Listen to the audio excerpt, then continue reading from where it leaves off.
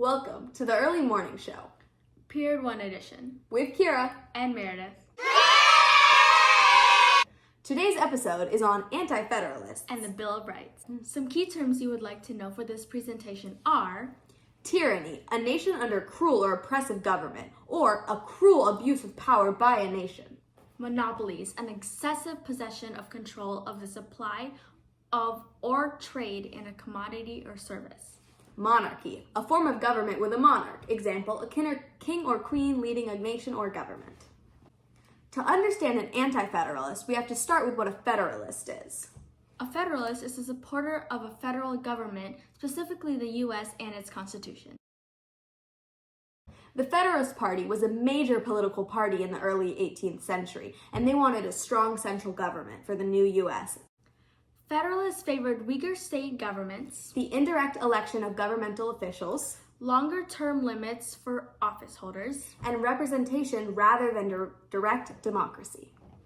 Anti-Federalists! Anti-Federalists are people who oppose the ratification of the U.S. Constitution. They equated a strong government with British tyranny and feared a strong government would be dominated by the wealthy. In contrast to Federalists, Anti-Federalists favored strong state governments, a weak central government, direct election of government officials, short-term limits for office holders, and the strengthening of individual liberties. We fought so hard for this revolution. Why would we destroy everything we fought for? All of our freedom! Now you may ask, how exactly did the Anti-Federalists affect the Bill of Rights? Well, the Anti-Federalists feared excessive federal power, and because of that, the Bill of Rights reserves any power not given to the federal government and gives it to the states and to the people, which leads to less chance of tyranny.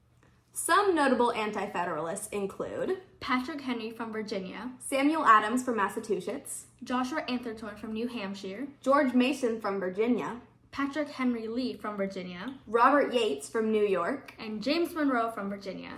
Arguably, one of the most important anti-federalists in our history is Thomas Jefferson himself.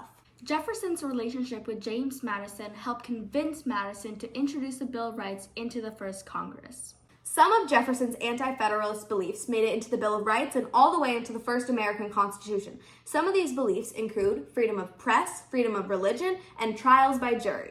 Jefferson's beliefs became large pillars of today's society. We hold these truths to be self-evident, that all men are created equal, and when I meet Thomas Jefferson, I'm gonna compel him to include women in the sequel. Work! Hamilton. Another major anti-federalist was Thomas Paine. Thomas really wanted to influence the people of the 13 colonies to stand for independence against Great Britain. Paine believed that the government should also support its civil rights, not only its natural rights. Paine argued that all men had equal rights to political rule, and that the government depends on the rule of the people. Monarchy? Nah. Democratic republics? Yeah. Patrick Henry shared similar beliefs to other anti-federalists.